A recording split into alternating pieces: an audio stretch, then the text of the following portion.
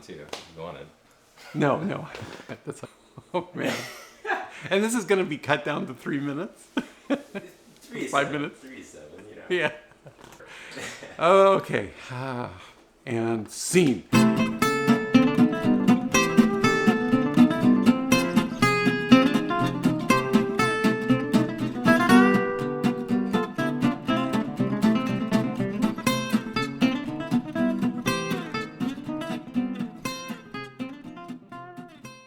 My name is Larry Lytle. I am an artist, and I use photography as my medium to make art.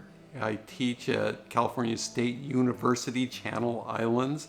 I've been a professional photographer for 34 years, I would think. I mean, going back. And I've been an artist for 40 years, since 1979. That was the first show I was in. And the professional artists, I mean, I'm a commercial artist working on products or projects for clients that range from movie posters to product photography and art, photographing artwork for artists. And I write for Black and White magazine. I have written two large essays for 2 books on the photographer William Mortensen. Okay, so what is art? Wow, that is a difficult thing, because my feeling is there's actually 2 separate ways that art in culture is defined. First and foremost is the artist who makes it. I mean, you have to have art in order to discuss, you have to have the object in order to discuss what the meaning of the object is. So if you start off with the artist, in its most boiled down form or concept, it's a thing that is a result of a creative act by a person, I guess. Although you have now cats making art, chimps making art, and elephants making art. So maybe we can expand that definition to sentient beings who interact with objects in order to make a creative expression. You can use pre-existing things, you can make the things yourself, and then create an end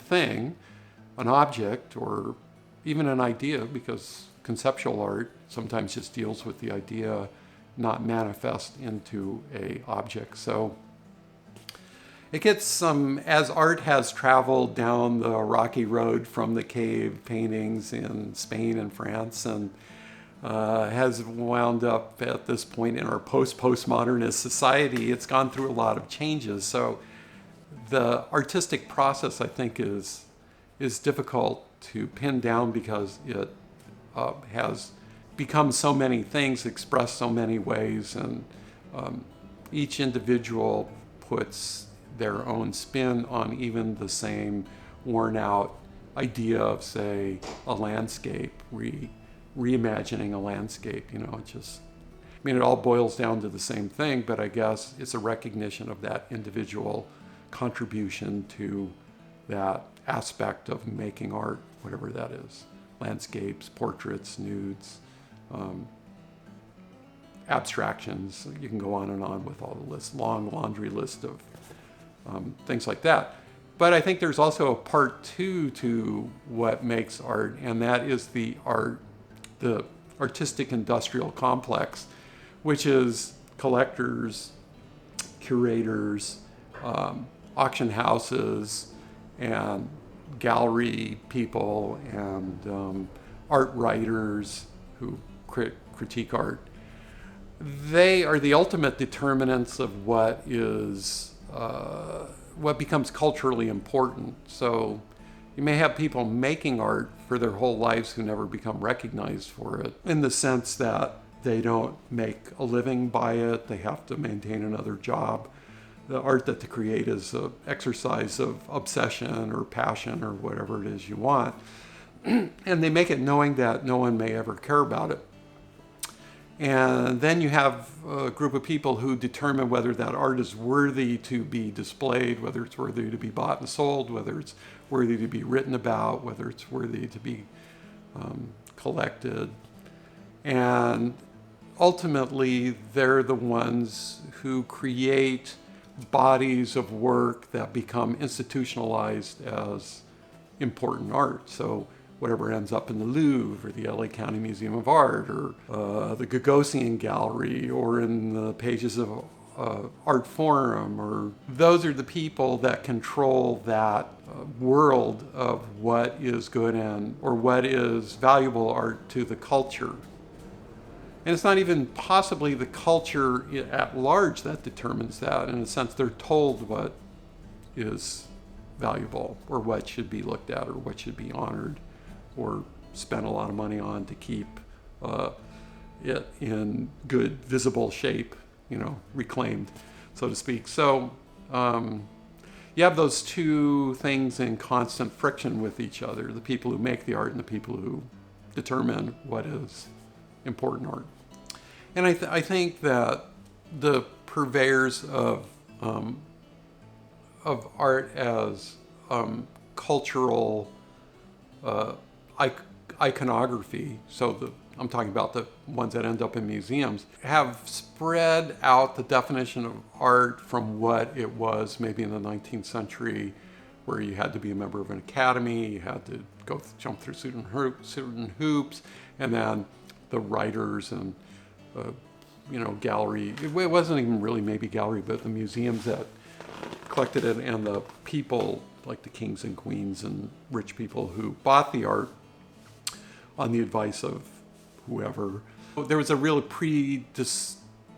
pre-formulated ranking of art as historians have. There's the history art at the top, and then portrait or religious art and portraits and landscapes, and it got lower and lower and lower on the scale of value. But now you see advertising ending up in museums. So that's why I think it's harder to pin down any specific definition or medium that is the quintessential art form, or how you even define it. I think it's become so difficult to define specifically at this point that you just have to say, if a person intends it to be art, Marcel Duchamp kicked that snowball down the hill, then it is art.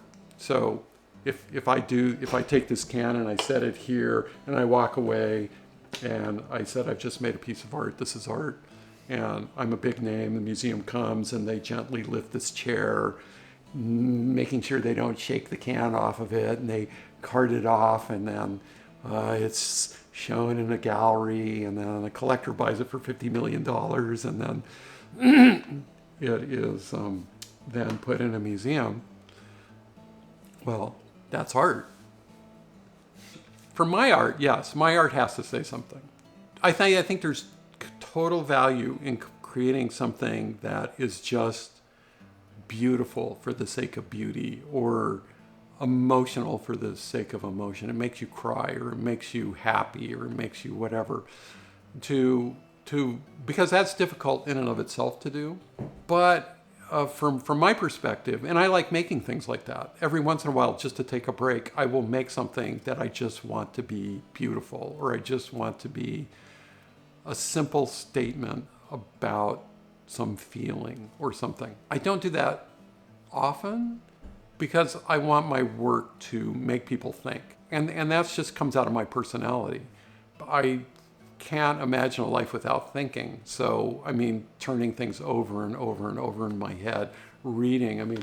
Behind here you see bookshelves, and I read these books. I pull them out, I look through them, I read about art, because to me that's an important aspect as a maker of art to incorporate in my own art. And it also protects me from treading the same ground as a lot of people do. You realize it's really hard to make anything fresh and new. But if for example, I use action figures, or have been for 20 years, to make art. Almost, I'd say 90% of the art I've made over that period of time involves using action figures in some way to make social political commentary.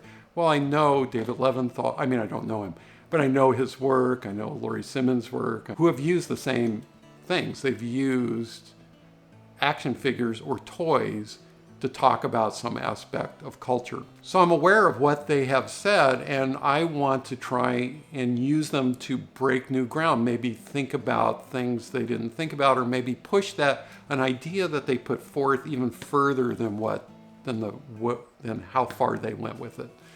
And so that becomes my part of my art making, is taking what other artists have done in the same realm and seeing if I can expand that realm or push ideas that they've started on even further than where they went with it. So that's part of it. So to me, that's the conceptual aspect of it. My art has to be based on concept or conceptual, a beginning that is conceptual. And then the technical aspects kind of take care of themselves, because I have a grand idea, and either I have the technical capability to do it or I don't. And if I don't, I have to learn how to do it in order to make it happen. But artists who just make things for a sense of beauty with no thought behind it, or something that just is an obsession, they make it because they're obsessed and they have to make that. There are artists like that. I respect that, and I think it's necessary. I don't think everything has to be about concept. It's just not something that I easily do. It's not part of who I am, I guess, as a maker of art. So for you, it does have to say something, and then you also feel a need to, I guess, like push it somehow. Yeah. And push it further than what's been done. Yeah. It's like you don't have to reinvent the wheel, but you do want to make it smoother or something, or because if you look closely, I mean, there are some genres, like, once again, if we go back to landscape painting, I mean, geez, it's been done. I mean, even the first primitive artists were, in a sense, doing landscape. They were painting what they saw in the landscape. So that's a difficult thing to do. If you looked at landscape painting, if it were me doing it, I would be hard-pressed to figure out a way to express something that has been so well investigated. And one of the methods I use when I'm doing something like that is a process of deconstruction. So you have this idea, well, what is it about a landscape? What is a landscape? Let's talk about that. So, foreground, midground, background. It is space. It is usually external space outside of a building. It includes specific things that have been kind of become the expected elements that must be in it in order to be defined that way. Well, then, okay, if we take those ideas and we say, well, let's boil them down. So does it really? So if you make something that has a foreground, midground, background, if it alludes to land and sky and trees, and it has those elements but isn't really representational of it, then is that a different way of thinking about landscape? And then another way is, what does landscape mean to us? Can we take the elements that, when we look into a landscape and think, wow, it's color and beautiful. Just take those elements and then reimagine them into something else. Then does that new thing have the essence of a landscape without actually being a landscape? Can we write about a landscape? Is that as good as a painting of a landscape? Can you describe a landscape in words, put it up on a wall with however many pages it takes you to write that? Is that the same thing as looking at a picture of a landscape? Talking about landscapes, could you sit in front of a camera and describe a landscape verbally? And would that be on equal par of a painting of a landscape? There may still be room to push things if you start deconstructing what that thing is to figure out a new way of approaching it or defining it. Abstract expressionists probably, that may have been one of the last gasps of reimagining that sort of thing. And is it even important? That becomes another question, is who cares? Landscape, is that important? Do we need to quantify something as a landscape? Can't we just take elements? If I went out and hacked down some brush and tore it apart and spread it around in a room and then painted the walls something and created the feeling of a landscape without it even looking like a landscape. Is that a landscape? I mean, where do you draw the line between when something is and when something isn't? Is there a line? Those sorts of questions kind of interest me. Yeah. Yeah.